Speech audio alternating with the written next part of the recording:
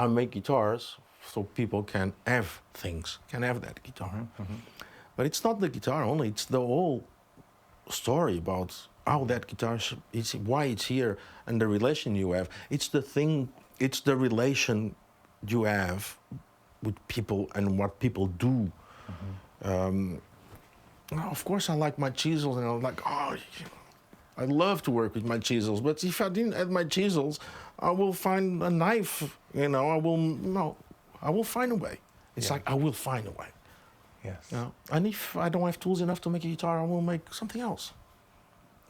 That's the way I see it.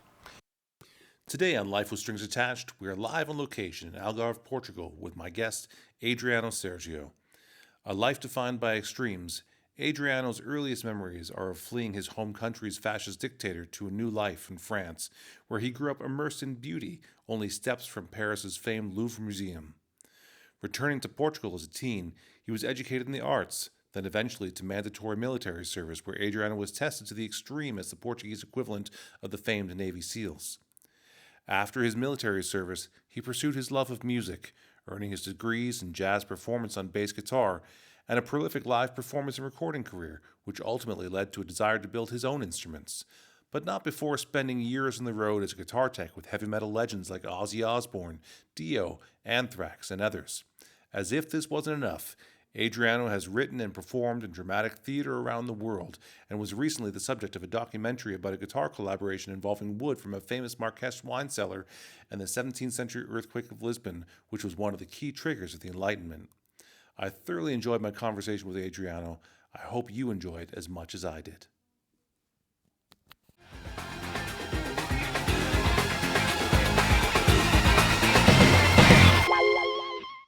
Adriano, thank you for having us here in your workshop, in your home. Thank you. Coming at you live from Portugal. Thank you for coming. Yeah. You and Zach. Yeah, it's been wonderful. We've been talking about coming here for quite a few years now, I think. A few years, yes. Yeah. Yes. Yeah. And the last time you were in Lisbon on my shop. It's true. That's true. Just before COVID. A couple of days before the world shut down. Yeah, it's correct. Yeah, I dropped you at the airport, and I think I got COVID after that. From me? Or from someone. I didn't get COVID at that time. So from the airport. Honestly, I think I had already had it at that point. Because I think I had got it at the NAMM show, but we didn't know what it was. It was just a really bad flu, we thought. Yeah. Uli also had a really bad flu back then, and we the NAMM flu? Retrospectively, we think it was probably. Yeah, probably, yeah.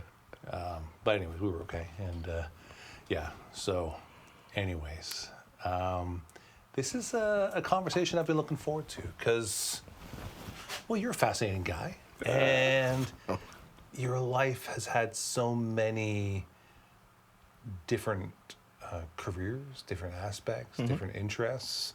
You take big bites. I like that. And I like that. Yeah. I like people who try new things and who are bold and from your, we've shot a biography with you already that people can go check out at theboutiqueguitarshowcase.com. But from having to flee your home country to living in Paris, speaking multiple languages, traveling around the world, as 64 countries. 64 countries? I think so, yes. Seriously? Yeah, between countries and condados. Monaco. Yeah, exactly. Yeah. Did you play the Vatican? No. Not one of the, that's not one of the city-states? Not that one. I've been there. Actually, I've been there, yes. That would have been great. Yeah. Slayer, live from the Vatican. Yeah. We never know. They're coming back again. Yeah, I'm sure. They're coming back. No, because they retired, but now they're coming back. Right. Did you ever work with Slayer? No. You were on a tour with them, am I right? I did a bunch of tours with them when I was Anthrax and Slayer. Yeah. But I set up the guitars for Kerry King, that's for sure. Like all the dressings and all the things, I did that. And that's it.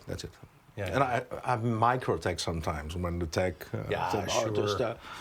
just keep an eye here, do that, and things like that. Yeah. My life on tour was always like that. I was also always teching for other people. Yes. Like Iron Maiden, for example. I was taking care of Steve Harvey's bass. Yeah. I know the East Tech is not. He's retired now. We're good friends, and Yes. I was me taking care of it. And then suddenly I was taking care of all the guitars and things like that. Yes. Because I was able to do things which the techs were not able to do it. So, like dressing the frets, things like that. Yeah, yeah. I don't. I think there's a lot of assumptions made about guitar techs that they're basically luthiers on the road, and I don't think that's not true at all.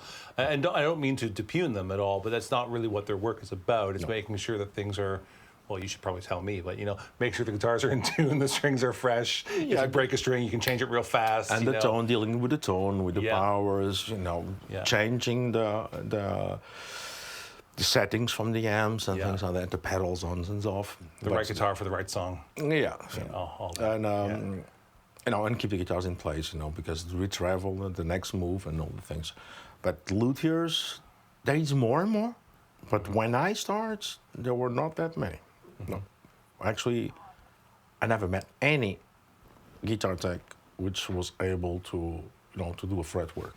Yeah. On my time, now there is. Now there is. Yes. Yeah. Okay. Yeah. Yeah. I saw a picture of you recently out in front of Ed Force One. Yes. Actually, I was planning to retire. Yeah. I was actually I'm done with touring, so because it was the guitars already, and then Anthrax called me and said, "Oh, are you available to be the backup guy just in case we fire or have a problem?" Air Force One. I said, "Oh, okay, backup guy." Yeah. 3 days later, it's like, "Oh, we fired the other one. You are in." I was like, Yeah. and I was happy. It's not every day you travel. You have a airplane, a Boeing 337, I think, or 347 or something like that. 747, isn't it? So It's the jumbo the jet, biggest isn't one, it? the jumbo one, yeah. As a tour bus. Yeah. Which was funny because in Chile, so the plane with most pictures in the world probably got smashed. The engine got smashed. Oh. Yeah, by the are you called those cars who pull the on the ground, hopefully, right? So the cars who pull the they pull it into place. Yeah. Whatever that, I don't know what it's called. So it's the airplane version of a tugboat. Yeah. So there's the plane, the wings, the engines here, and they did like that, and the plane unhooked from the car. Yes. And it just smashed. So it's 2 engines. The management, the production is incredible. Yeah. Actually, people knew that online. People were calling me, "Are you okay?" Right. Because there was already online, accident with the plane and things like that. Yeah, And yeah. I was at the hotel waiting for my shuttle, and I was told just to go back to the hotel room because we have a delay here. I didn't know why. Yeah. And they managed in a week or maybe a week, I think, to get 2 new engines, a full team from Iceland with the crates and things like that. Yes. To put new engines there and do the test, the stress test flying, and we start again. Incredible. And you just had to chill out in Chile for a week while that was happening? No, they managed to rent several airplanes. Oh, yeah, okay. And we didn't miss the next, so we had to cross the Andes. Yeah. We didn't miss the show. They make it happen. Yeah. And we kept doing that for a few shows for more than a week, or probably a week, I don't remember exactly, until the new plane, the old plane was ready. Right.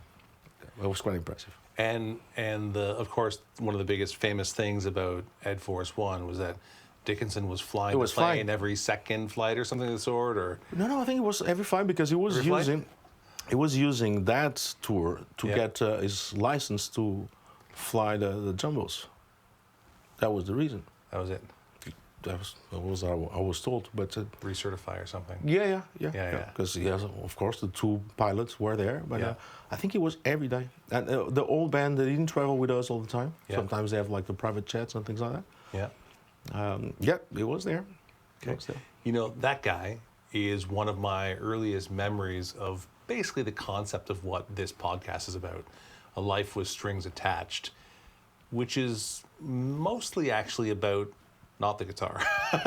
It's about the other things. The strings. And I remember, well, I just remember, as a kid being enthralled, one, with Iron Maiden, because they were a soundtrack of my early life. As a kid, I remember the album jackets and just reading Live After Death, and then the double thing with Eddie and the fire coming out of his eyes, and, Dickinson's doing like a split off the risers, and, it just is so engaging for a kid, and so... Not only for the kid. Yeah, not only for the kid, but he was also, when he wasn't touring with Maiden, he was touring like fencing competitively as a fencer, and he was also... I didn't know that. You didn't know? Yeah, he was a competitive fencer back then also, and so he'd like come off the road from one of the hardest working bands in the industry because they do a ridiculous amount of gigs, and then he would hit the road again as a competitive fencer. Same with Steve Harris. Yes. He's his own band also. Lion, something Lion? British Lion. British Lion, yeah, those guys just keep going. Yeah. As a matter of fact, I didn't expect to talk so much about Iron Maiden, but one of the other experiences when I was young as a teenager, Iron Maiden would play soccer games against local men's teams to keep fit while they were out on the road. And so I saw this advertisement on Much Music, Canada's MTV more or less, that Iron Maiden guys would be playing soccer at the local club, and I could get in for a can of non-perishable food dedicated to the food bank. So I went, and that was their No Prayer for the Dying tour. And I was so excited. I was probably 14, 15 years old. And I met Steve Harris, and back then, guys, friendly kind of hit each other and stuff, friends. So I punched him in the arm. I was like, "Hey, Steve!" Really? My girlfriend was like, "You just punched Steve Harris." But it wasn't like hurt him, right? But it was just. Do you remember that? We used to kind of punch each other in the arm. We don't do that anymore. No. But we did. You go in jail. Yeah. Now you're in jail. You're in a lawsuit. Yeah, it was him and Yannick Gers. They came out and played the soccer game. Yeah. I'd never seen them in a live show, but I've watched them play soccer. Yeah, Steve is really into soccer. Yeah. Football. Yeah. Sorry. Yeah, He lives. He has a house not far away from here. I heard that actually from the Portuguese student from the Gallup School. Yeah. Because he's friends with his son. Yes. Apparently. Yeah. So. And he had a bar here. Yeah. Which is Banush was the guy who was running it. Yeah. And it's not. He died already. Motorcycle accident. Yeah. Yeah. I've been here. I've been there in his house, his studio. Yeah. Right. Yeah, it's not like we're close friends, but No. But East Tech was with him for 30 years or even more. Michael Kenny. Yeah. So he was here, so I was there to be with him. One of my favorite memories from you and Michael was at a NAMM show. I use this as an example of the classic tech. We all know the classic tech. They're wearing a black T-shirt, they're wearing black jeans. On one side of the belt is a flashlight, the other side's a Leatherman. And you had brought a bottle of port that you thought was a pull cork. Yes. And you unwrapped it and went, "Oh no, it's not a pull cork, you need a corkscrew."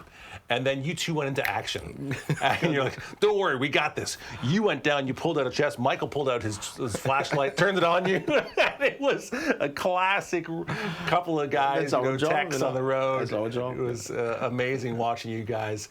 You had a screw or something, you put it in a set of pliers. No, we drank port. There was we were not gonna... No, I managed to open bottles with a spoon. I know I know how to do it already. So. Do you know the shoe trick? The shoe trick? I can open a wine bottle with a shoe. You need a hard sole. Yeah. And you place the bottle in the hard sole, and then you use your door frame in your hotel room, and you can bang it. So the heel prevents the bottle from cracking, but the cork will eventually work its way. I've also spent a lot of time on the road, not teching for bands, but I've traveled all over the world also. And drinking wine. And so you end up in a hotel room, you've had a long drive that day, you just want to chill, you don't want to do anything. You don't want to go out and see a band, you don't want to do it, you just want to have a nice glass of wine, and you realize, oh my God, I don't have a corkscrew, and I'm at some savage hotel which doesn't have who doesn't have a corkscrew? What hotel doesn't have it? But I have been in that scenario, and next thing you know, you're Googling, you're searching on YouTube as to how to get without a I will try that if I need. Yeah. We'll do it just for fun sometime. Yeah. I'll show you how to do it. So, anyways, the thing I love about this business is that the passion that unites us, the passion that brings us together, it doesn't seem to be directly connected to necessarily any other set of passions. I meet people all the time because of the guitar, which the guitar is the only thing that we really, it's the only reason we would meet. Yes. You know, whether they're architects or neurosurgeons Correct. or anthropologists, you know, if you asked me if I knew anybody who was, you know, somewhat of a Navy SEAL or something of the sort, I would say, yeah, I do. Why do you know that? I said, well, because he makes guitars, of course. Yeah. Under the water. Yeah, under the water, you know, and While he's so in the mud. yeah, and so far we're just getting going in this podcast, but I've interviewed the producer of Fight Club, you know, mastering engineers and AI techs, you know, for Star Wars and Marvel and all sorts of things, and I have anthropologists lined up, and you know, guitar makers like Grit Laskin, you know, have an Order of Canada, which is basically a knighthood in Canada. You know, he's affected law in what he's doing, and it has a published book. He just published a book that's a thriller, like a murder mystery thriller. Oh, really? I book. didn't know that. Nothing to do with guitars, really. Well, it is called the Stradivari. So he connected it to luthiers, but the point is, there's always something more there. And so, you know, what are you doing when you're not surviving a life-threatening motorcycle crash these days? How many times have you survived a life-threatening motorcycle crash, by the way? With these 3. With this particular motorcycle, 3? 3, yes. And without this motorcycle? Age of 16, I had one with like a small motorcycle, but you know, I damaged my knee. So it doesn't take a big motorcycle to get hurt? No. No, you can do that on small motorcycles Even too? walking. Even walking. So my daughter just broke the wrist. Yes. Just walking. Walking, yeah, okay. Now and then I had a Triumph from '53, which I had 2 accidents with it. Never, you know, it's always a car, just run me over or just stop in front of me. But I'm still learning, you know. I know if I was a wise person, I was saying, you know, maybe it's enough. But no. So I have more experience now. So when I'm not having motorcycles accidents, I enjoy life. I like to go to the beach a lot, swimming. I love swimming, paddling, stand-up paddling, reading, watching movies, gardening. I love to gardening. You know, I love my vegetable garden, and spend time with the family, basically, and be open to you know, whatever comes. Be aware of what life sometimes show you, and no, I like, of course, I like theater. I go to theaters because I did theater also. I work as an actor for theater and cinema on my 30s, actually 30s. And I still do some things. I like to do things related with the arts. So not long time ago, I did a work in a monologue, a theater play from John Foss, called The Guitar Man, again. So I was, and we travel all over the world. I was on the National Theater in Porto and in Lisbon. I went to Japan, the University of Letters. I don't know if you say that. I went to Dili, Indonesia, and I went to Patagonia and Buenos Aires with that play. So I like to get involved to other stuff also. I used to be really extremely active doing things, like, and all related with express myself or helping somebody to express himself. But all that I get, the energy is different, of course. I'm more and more selective. And I like to get involved on the local activities. Even today, I went to have a meeting on the Cultural House of Lolé, which I offer myself to give some workshops to kids, music school kids. Not only kids, you know, to teach them how to set up their instruments, taking care. get involved with people because I moved here 2 years ago, more than 7 months, in bed probably almost all the time. I survived from my accident. Fourth motorcycle accident? For the second one with these, not the last one, the previous one. The last one was only 3 broken ribs and a lung thingy, Lung puncture? Yes. A hole, an unintended hole in your lung. It was not a hole. It's with the impact, I just got a liquid. So the pleura, the skin you have around your lungs just collapse and get full of something. So sort of liquid. Yeah. So you had to have it drained. Yes. With a tube hole put through your side. Oh yeah, right here. I have 2 more here from the first one. Yes. But look, I had an accident. I came home after the accident, after the police and all the things. Yeah. Woke up as early as I do, clean the swimming pool, and then I said, that's a bit too much. I think I should go to the hospital. And I went to the hospital, and they told me, you stay here. You stay here. So I stayed there for 2 days. It's fine. So I like to get involved to what happened around me.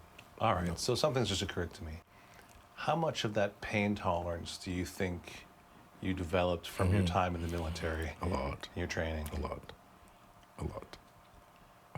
Really a lot.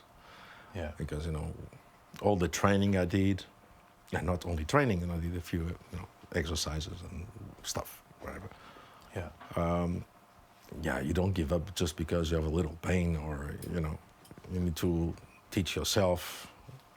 If it really hurts, it's like hurts enough to stop, or you can, you learn how to deal with the pain. Yeah, that's for sure. Now, are there particular sort of mental exercises are there things you focus on at that point in time, or yes, is it just it's the target. It's the target. It's the target. And the target, and it's what I do on everything in my life. Yeah, It's the target. You focus on the target. That's the main goal. Yeah.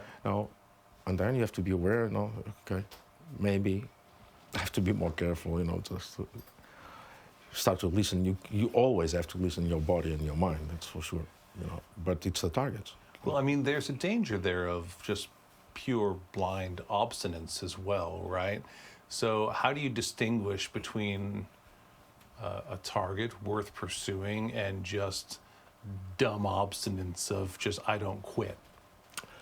Is there a distinction? No, there is, because the pain is there, and you feel it, and you have to deal with it.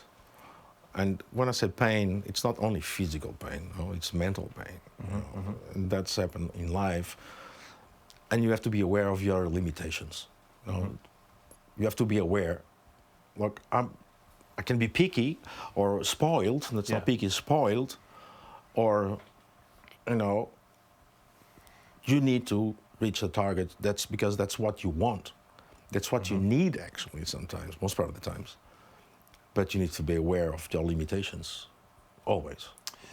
Cedar Creek Custom Case Shop is your premier fretted instrument custom case maker, and we invite you to create a musical instrument case unlike any other, one that's unique to you. Every Cedar Creek custom case is hand-built by highly skilled craftspeople using only select woods, Providence Forge hardware, and premium instrument-friendly materials. At Cedar Creek Custom Case Shop, we are dedicated to helping you design the case of your dreams. Find out more at cedarcreekcases.com. Yeah, I speak a lot, of course. Well, really, I only talk with accomplished people, at least on the podcast. That's the one. Otherwise, they might not be so interesting. And so everybody whom I speak with has pursued a goal and has gotten over difficult things to continue to pursue it. That's something that entrepreneurs do. That's something that obviously some people in the military do and such. But one of the hardest lessons when you have that type of stamina, when you have the endurance, when you're not easily dissuaded from something, is knowing actually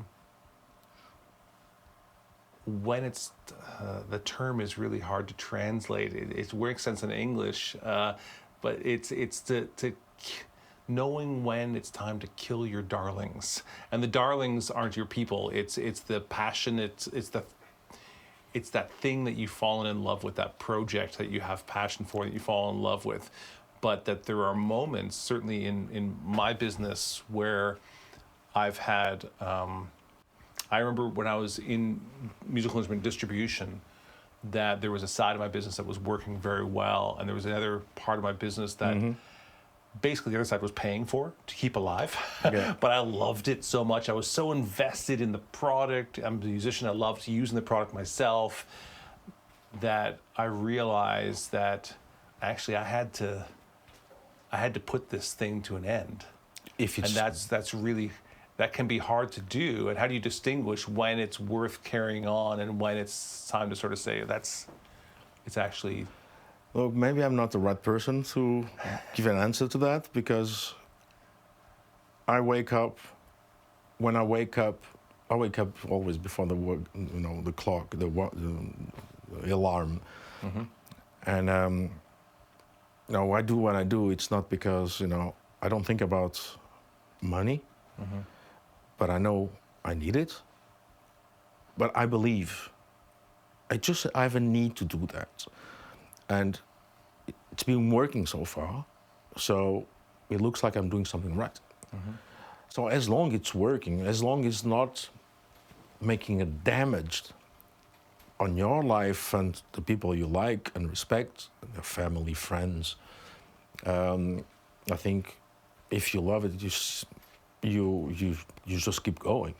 But when you start to be too concerned about it, then you're gonna start to be focused on that concern and not focus on what you actually want to do. When we are focused about, I'm not selling guitars or whatever like that, it's like, the things are not as good as I would like or I need it. You are not focused on what you really want to do. You are not committed to that. You are focused on the problems, which they are not there yet, but you are already leaving them. I try to don't be focused on that. I try to, and until the moment I don't have energy to deal with that problem, then I have to fix the problem. And early on, we were talking about when the pain, it's time to give up because of the pain and not go to the goal. It's creativity. The creativity, it's a good and it's an extremely good tool, because there's so many ways to fix the problem, to look at the problem. And if you are creative, you will always find a way which give you another boost, more energy to keep fighting for what you want. That's the way I live my life. That's the way I feel it. But creativity, it's a big role. Even like in the army, especially what I was doing, like doing things under the water, you have to be creative. You have to be responsible. You have to know your limitations. But sometimes you are put in situations where you have to push boundaries. And sometimes, you are taking risks. And I did some mistakes, but, I survived. It's like I got prepared for any problem I could imagine, and creativity comes there. I make a lot of movies in my head.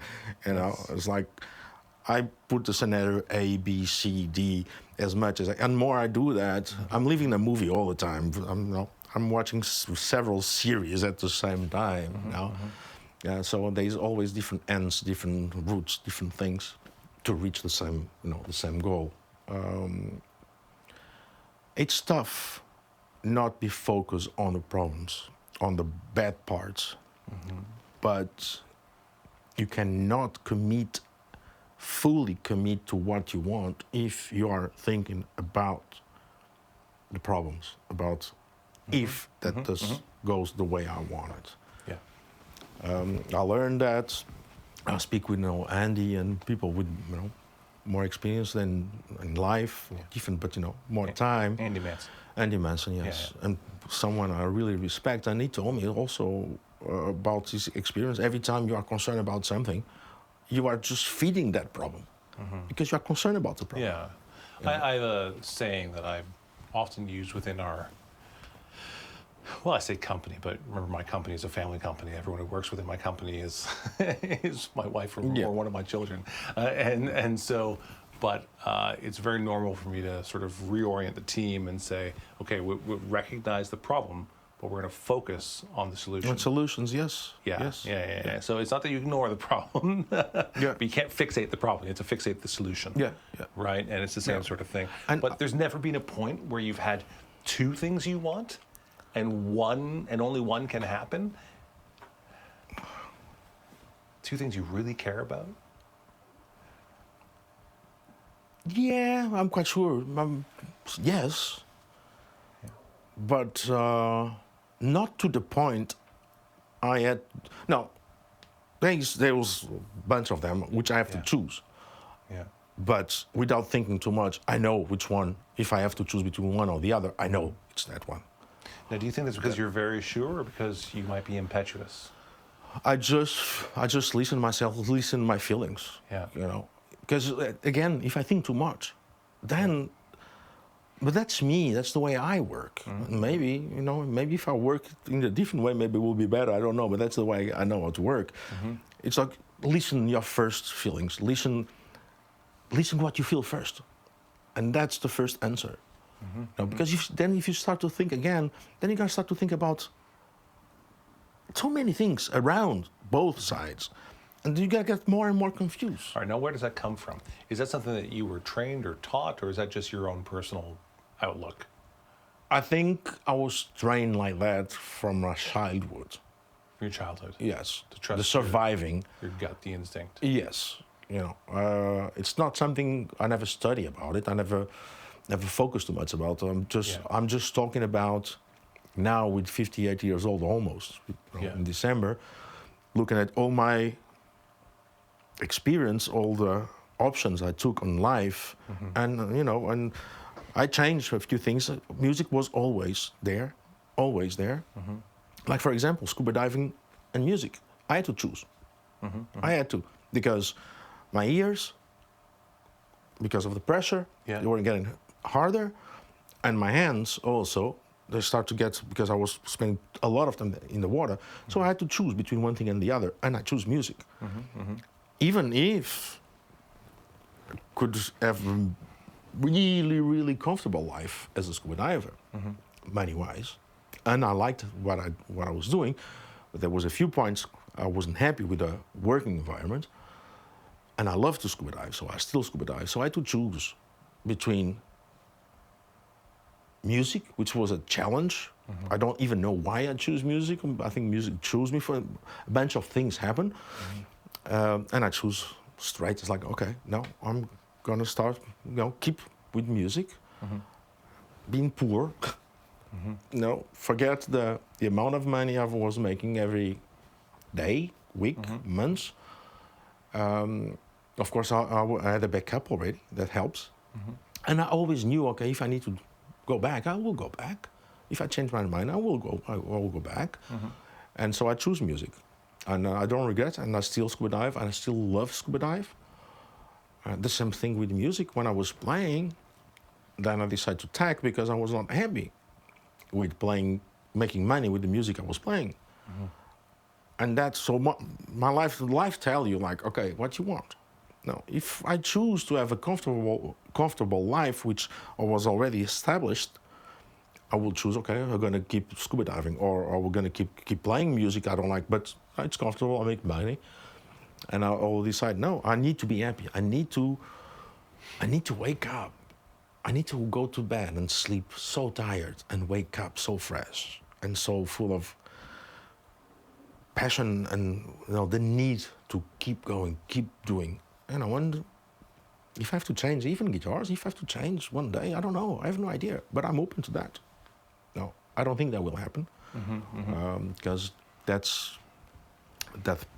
path about creating what I do, I think it's the strongest one, the one that's been for a longer time, and the one I feel I still have. I really want to go. I want to see where can I go, where can I discover. It's not go how much my life can be comfortable doing what I'm doing in terms of economically, but it's to achieve, to see what can I do. Like what I'm doing now. The result of what I'm doing now, I had no idea I will do it. A few years ago. And I'm so happy with what I achieve now, because it's one day after the other. It's learning with everything you do, and keep growing. So I'm curious what I'm gonna do, what's gonna be the result of what I'm doing in a few years from now. And I'm quite sure if you see my first guitars and the latest ones, it's coming from me. It's from the same guy, same language. Yes, absolutely. So I've known you now for about 10 years, 10 I think. years, 10 roughly years. a decade. 10 years, yeah. And I see a clear connection from your work, even though your guitars have changed a great deal. Yeah. More so than Thank you. than most. But there's still a very clear connection to them. And there must be some common threads running through there. You keep talking about survival, and I find this fascinating juxtaposition with you, because you have a very sort of tranquilo, what will be, I'll be okay. But you also talk about survival a fair amount. And I'm also struck by your love for Giacometti, which to me is a I'm uncomfortable with Giacometti. Like I see what it is, and but I'm uncomfortable with it, because Giacometti to me seems like all the life is sucked out of it. Like it seems like the remaining of, I don't know, darkness and sadness. And I'm clear that other people must see something else in it. I see something else. And so I want to know from you, this hopeful survivor, what does Giacometti mean? It's funny when you get Giacometti. I understand what you like, the darkness, the harshness, the unsleek. Something remaining after the bomb was dropped in Hiroshima is what, like, it looks like the carbon shadows printed on the walls of the surroundings. But for me, it's like everything is dancing, and it's so harmonic. I feel peace. It's like the harshness, all the facets and all the but it's so peaceful, it's so balanced, and you can see it from wherever you just look around, go around and look every angle. It's like nature. It's like a tree. I see a tree just dancing with the wind. That's what I see with Giacometti. Like seriously, I love it. How can you put something? How can you give peace with something can be so harsh? It's disturbing. I love it. And I want to see the beauty that you see. And that's it. That's what I love about different perspectives and meeting different people in the world. Yeah. Is that I know enough of you, or at least I feel I know enough of you. Quite a bit already. I believe in the beauty you see. I don't think you're bullshitting me. No. But yet I can't see it yet. Right there. So I want Look at to. that. Yes, there's a Giacometti there, and Right there. Adriano has a whole collection of Giacometti. That's how he funds his lutherie life. No, there's a poster on the wall. And that's what I love about travel. That's what I love about meeting different people, and the idea that you can see beauty there just tells me that there's still likely very many ways to see the world that I haven't seen yet. I can see beauty everywhere. I can see beauty everywhere. Everywhere. Why? Because there is beauty everywhere. If you help me see it. What, in Giacometti or in the world, everywhere? Help me see the way that you just see beauty everywhere. We go through our times, right? We have wars, we have economy, we have, people getting more and more ignorant and live like that way. People are too distracted with not too much richness. But you are here now. You are smiling. Yeah. I'm not a It's- sad person. There is beauty there. There is beauty. It's accepting the nature. Come on. It's like, okay, humankind, we go. It's not a very happy moment, I think. But you are still keep going. We have that need to keep going. We still wake up every day, Doesn't mean it's everybody, but there's still people fighting for something they believe. There's still people unhappy because some people vote on something which they are not agree. Yes. It's there. It's there. But if I want to look only on the dark part, then it's going to be all dark. Yes. Yes. The Boutique Guitar Showcase on tour will make its first ever Asian appearance at Sound Messe Osaka in Osaka, Japan, May 11th and 12th, 2024. You can experience many incredible, unique, world-class guitars, meet some of their makers, and speak with me, Jamie Gale, the curator of the Boutique Guitar Showcase, at this landmark event. Find out more at boutiqueguitarshowcase.com. I agree. It's just dark. But yet there's moments that still somewhat defy us. So many years ago, I wrote a song which is not recorded. No, you can't find it anywhere. But I remember dealing with this kind of issue because someone had told me a story about going to an impoverished area where they were really close to death and talking about how they danced so beautifully. And I remember writing a line something like, "Skeleton faces with smiles, they haunt me because they dance with joy that I've never known. So take all my possessions and take all my food. Of that, they've known nothing. So what does it prove? I'm still left here wanting." Yeah. And it's that, goosebumps, That's narcissist. This was from my own words. Jesus. That's good. That's good. But There's nothing wrong with that. It's the idea that the same description of this horrible situation can also be described in a way that is beautiful. It is beautiful. And that's perspective. Yeah, that's. Look, we all gonna die, right? They were happy to leave, and if somebody wants to stop leaving. But we have the choice. Yeah. Look, the owner of that guitar, it's a really special human being. Sorry. He's from Brazil. He lives in Portugal for about 30 years. Great musician. And he sent me a thing yesterday. It's not like he wrote it, but something he found. He sent me a few things. And there was something really simple. It's like the poor people poor are always happy. People rich needs money to find a way to be happy. Yeah. I know it's very demagogic. Yeah, it's very demagogic. Now it's a Portuguese word. Yeah. But it's true. Like we think we need that a lot of things, right? Yeah. And more we want, more we think we want more. Yeah. But you need to learn we can be happy with little. Yes.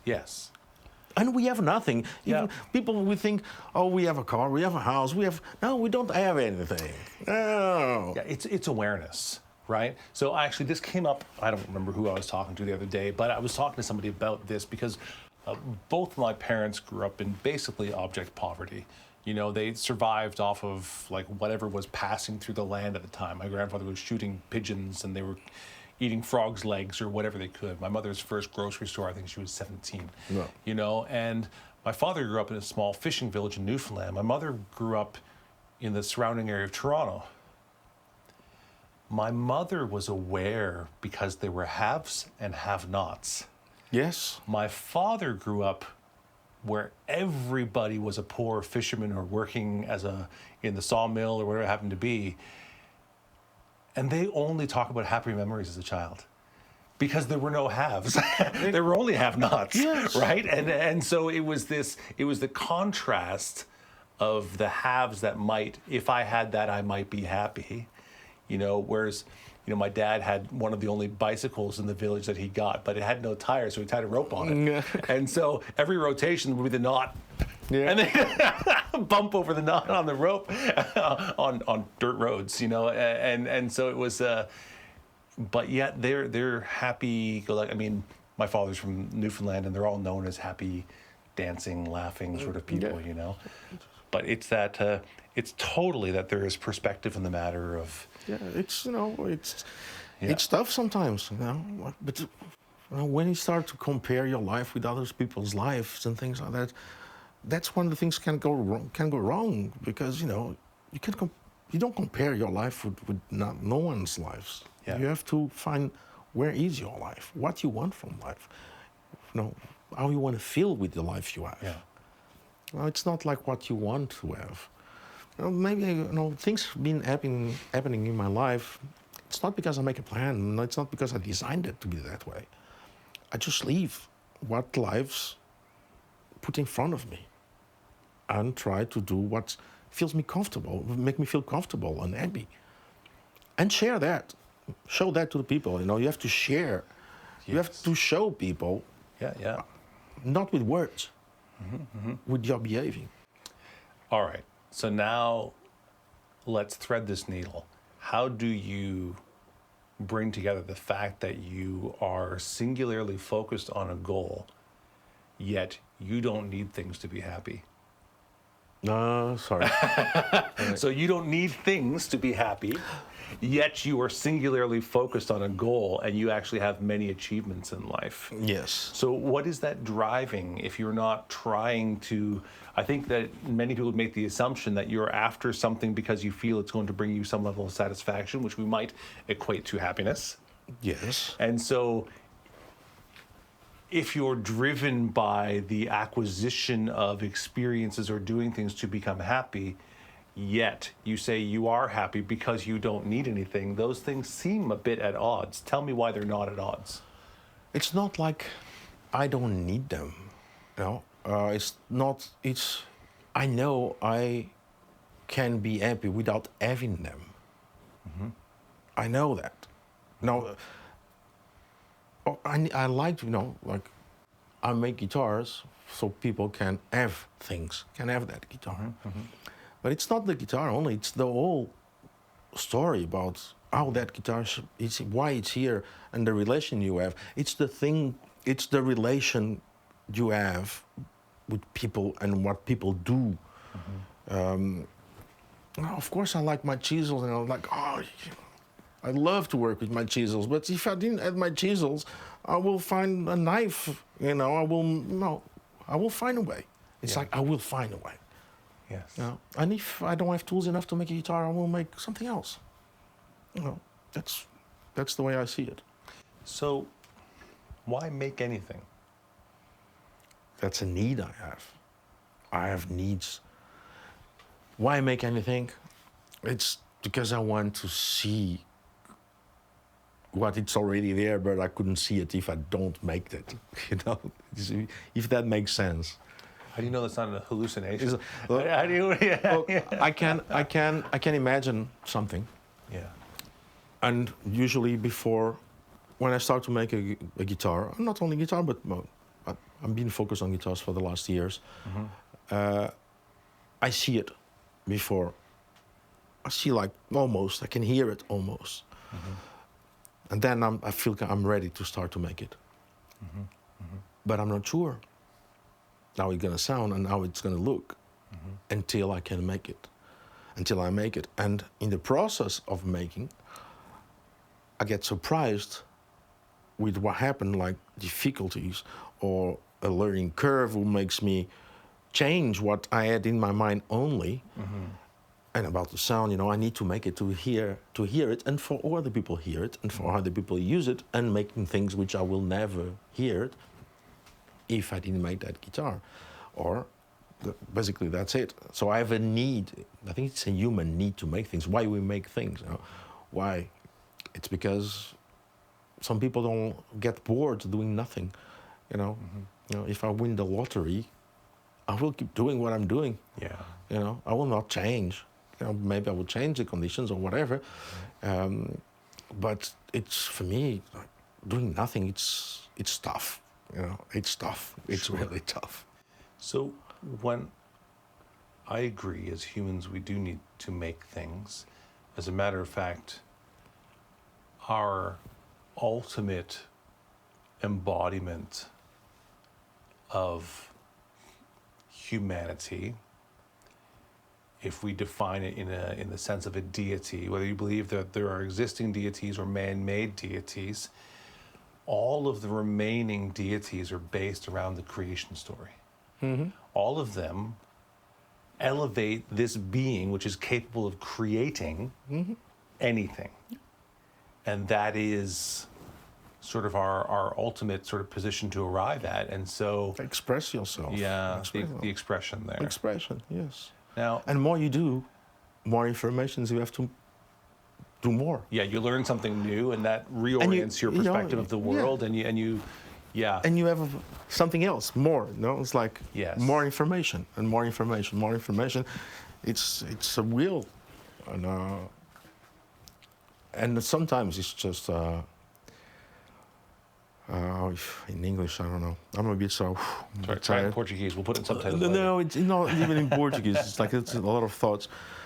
I'm lost. I'm lost, actually. So when you talk about having that focus and staying on the goal, the piece I'm missing here for you is that when I look at your craft objects, your guitars,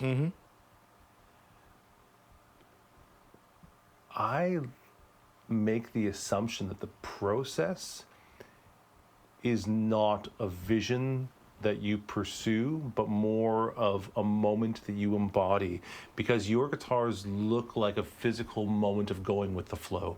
It looks to me like you start, and that the end goal, besides it being a tensioned object that you can make music on, that the actual shape is not 100% determined. Am I wrong on that? No, they are not. No, you are not wrong. You are totally right. Yeah, and so I have a vision, a global vision. Yeah. Okay, which is a challenge also, and I keep open space to just keep going, make mistakes.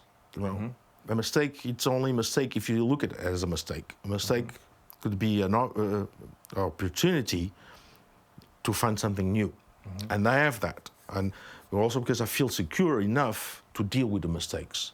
And a mistake, of course, look, if I break a neck, that's a mistake. An accident, whatever, cannot make a guitar anymore, but maybe I can make something else. Maybe I can make something else. I have that, I'm always open to that. And that gives me joy, it's a challenger. It's the goal. The goal is to listen myself. Have that, be in the edge of the kind of fear to, I'm gonna make the right decision or wrong decision, and that thing, no, but I'm gonna make the decision, and decision after decision. It's just keep going and look and just be aware of what I'm doing and enjoy what I'm doing. And sometimes you do things I don't even know why, and that's what I like. It's not like I don't draw, you know. I do a shape, there's a draw there, because I have to do the bracing. You know, I use that table since I was 12, as I told you before. But there's a shape which I feel peace. I feel relaxed, and that's what I try to achieve. It's feeling relaxed and feeling peace everything I do, every step I go, and that's it. And then the result, it's there. And look at my work also. I look a lot at my work like if it was not my work, you know, like if it's something new I never saw for the first time. And you know, and then I can see things. I can start to think. I'm looking at the guitar now, and I can see things. I think, okay, I can see something. It's not there, but I want to see what I can see now, if that makes sense. Yes. And then I go for it. Sometimes it's like scared, sometimes nervous, sometimes that's usually when I'm nervous. That's a good sign. It's because I'm not in a rush. Most part of the time, I don't have no ideas what I'm going through, where I'm going. Like how I'm gonna fix. Some kind of sound ports. How thick is gonna be the top. How things that I just do it. I just go for it. And the memory I have from the previous ones, the experience, that feeling, that's what keep. It's why I want to see what I'm gonna do in a few years. Where I'm going. Because it's been changing a little bit. It's evolution, I think. I hope that answer. It's the tricky questions, It's very deep. Not very good at the shallow stuff, sorry. No, it's fine. It's fine. Yeah. It's important to me, these questions, because honestly they're the things that inspire the work that I do. My work is less the creation of physical objects and more the creation and inspiration of ideas and of artisans. These conversations. I love creating opportunities for people to, not a great way to say it, I'd like to think that we're better together. I'd like to think that if I can contribute something positive to your life, then that's what really satisfies me. And so I know there's moments where I've curated a show or even just a space and I gave somebody the opportunity to do something that they wouldn't otherwise do. So you've been at the NAMM show, Boutique Guitar Showcase. You were in it for a number of years with us. Since the first one, yeah. And at the second one, I created some spaces for art installations. Yes. To show the guitars as a icon of contemporary culture that's exceeded the bounds of its utility, that's become bigger than just the object. The tool. My work really is about not the guitar, but the other around the guitar, right? And so at first it was for the guitar makers I knew who had these creative expressions that there was no venue for them to do something with. And so I would create opportunities for these ideas they had been telling me about where they didn't know where they could do it or where they could happen. And I think we all should be grateful for that. But what's happened in the last few years is I've had guitar makers that I did not view as the guitar makers who were trying to do something artistic. I mean, they're doing something beautiful as their guitar, but I didn't view them as someone who was reaching out into the fine art world or the design world necessarily. They saw themselves really as guitar makers. And they asked, would it be okay if I submitted an idea for that? I'm like, sure, great. So they're inspired, right? Yeah. So, yeah, let's do that. And sometimes I was like, submit the idea, because I don't want you to do something bad that I'll be embarrassed to a certain extent, right? If I can see that they're doing this kind of thing already, then I can ask them to do it. And for the first number of years, it had only been people that I had personally asked. Yeah. And then the last 2 years, I've had guitar makers come to me and say, not all of them, but some of them, to say, could I try this? And I got to tell you, I've been super happy and super surprised with what they've done with this. You saw Alejandro Ramirez with the huge angel wings there at the last show, and Omer's work, and Giulio Negrini, and not only did they create something that they would have maybe never done otherwise. I'm quite sure, yes. Yeah, but they also realized a potential. So for those guitar makers, they had their most expensive guitar they'd ever sold was somewhere in maybe the $8,000 range for Omer and Alejandro, let's say. They sold their art pieces in that $30,000, $40,000 range.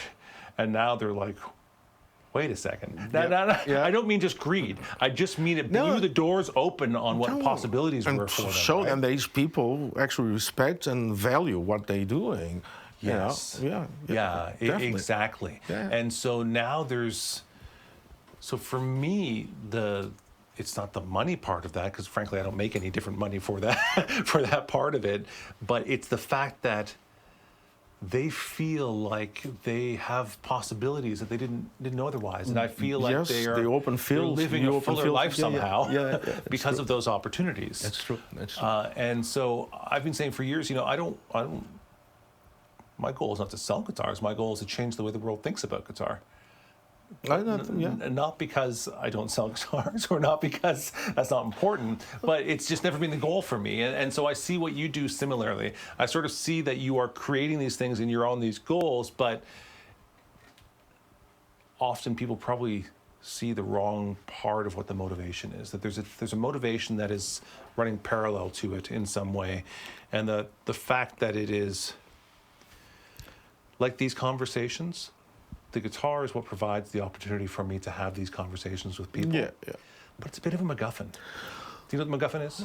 It's a MacGuffin, plot. It's a plot term. So when you see a James Bond movie, there's always some major event that's happening. Someone's got a nuclear bomb or something, and they're going to blow up the world. But the story is not really about the bomb. Yes. It's always about the relationship, the girl, whatever it happens to be, right? Yeah.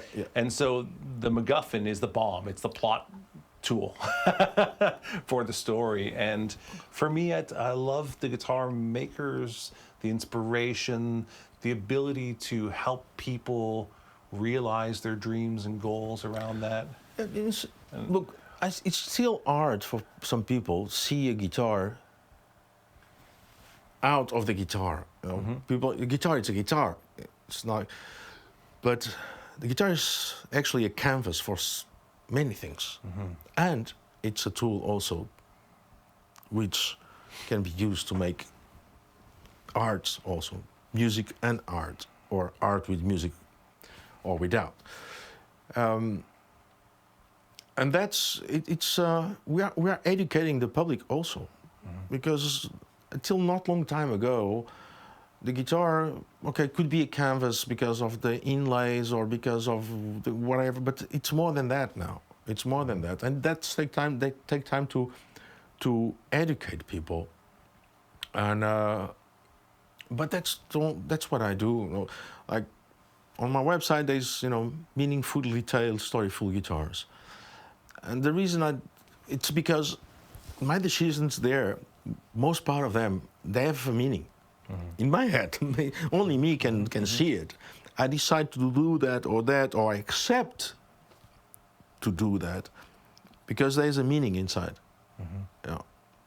And some meanings which they are not related with guitars, are related with life, with the world, with things. Because I'm working, I'm thinking about that, and I can see a message there, which only me can see it. It transcends somehow, though. We recognize it. As humans, we might not be able to put words to it. Yeah, but there's no need to. Words are really a crude way of communicating. Like there's a lot that's communicated without words at all. And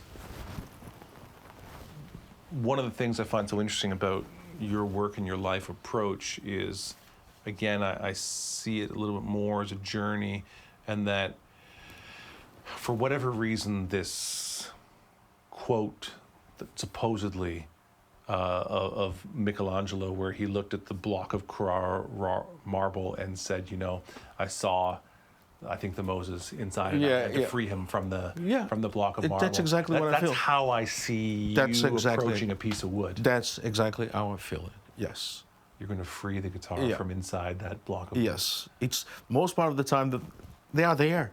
I just need to put it out, free them. Like, yes, and the guitar or the details on the guitars, the things are there. It's why, seriously, I told you that before, I don't feel like I own credits for, I know that I own credits, I did it, of course, but it was there already.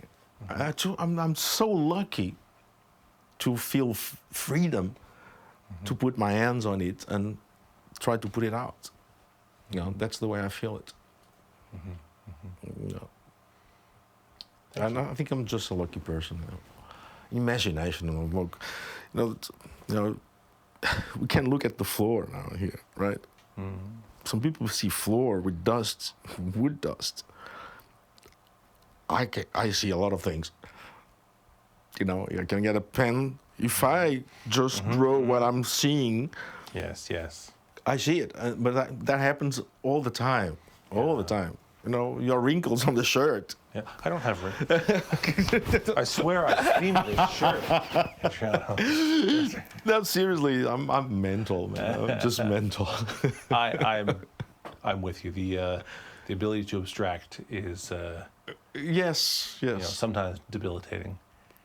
It's because the brain, you think you're headed here, and the brain will go, oh, I didn't know. Yeah. And you just take another turn on it, Yeah. you know. And And for the just most with- time, we don't voice them. People have no idea what's going on in these heads. But just the freedom. Yeah. Try to be free. It's the way to actually see things or imagine things or making plans. You have to be free. Just be open. There's so many options. There's so many things. So what do you do to make sure that you remain free? There has to be some level of discipline there. Music. Yeah. Music. As I Listening to music. Music, yes. Listen to music when I'm working, yes. Because I can tell if I'm not listening to music, I'm working and then I'm thinking about many things, many things. And then I get many things which are not related with things I want to think, you know. I'm flooded with things. Yeah. Physically, we mentioned earlier on, you know, as a couple of older guys, Yeah. getting older guys, realizing aware that, you know, now I have to do like stretching, like yoga for like 10 minutes a day, or else I regret it if I don't. Yeah. You know. No, physically, yes. No, I do my morning exercises every day. And when I don't do it, I feel it. I actually feel it. Swimming, I love to swim. And like so, because I smoke and everything, so helps if I keep the heart pumping and cleaning. You know, physically, yes, and dancing. I dance a lot. When I'm working, I dance a lot. Not when I'm working at home. You know. I like to put music there and dance and have fun and make stupid things, and with kids also that helps. Yes, physically, like swimming for me, it's very important. I cycle also once a week. I do like 20 kilometers or whatever. But it's relaxing. It's not because I'm not a gym guy. I don't need to do that all the time. It's just I like to go cycling and look at the views and choose the right. I like to breathe, man. If I have to stop, I stop. I look. It's not. I don't defeat myself, challenge myself, my body anymore to see how far can I go, how fit can I be, or how healthy can I be. I just don't try to have a balance. Yeah, that's it. Well, Adriano. It's time for us to wrap up this conversation. Although we have to have dinner. I think we would enjoy. We'll keep talking, but off camera. It's fine. It's but fine. For the purpose of our interview, is there something I should have asked you that I failed to ask you? Is there something you're doing currently that you want people to know about? As far as your own work is concerned, or I don't know. No, we've been talking so much. That's exhausting. Also talking and thinking about. You want me to leave now? It's just exhausting. I don't say exhausting. It's a bad thing. I'm just tired. My brain is like. Man.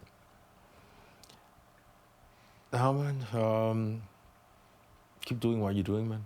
And as long, if I fit there, if I have a space, if I can help your life be richer, please do, because I will do the same with you. Yeah. And that's it for now. I'm quite sure I'm going to remember something else. That's all right. There will be another time. No, it's just fine. Yeah. Well, thank you so much. thank you. For having us here and for being on. Thank you. Life with Strings Attached. Thank you. Appreciate it. Just being myself and with all that voodoo stuff in my head. Yeah. All right. Now let's get to some amazing Portuguese food. Thank you. Yes. Yeah. Thank you for watching and listening. You can find more episodes wherever you listen to your podcasts, and a special thanks to those who support us on Patreon. It's your support that enables us to do this work.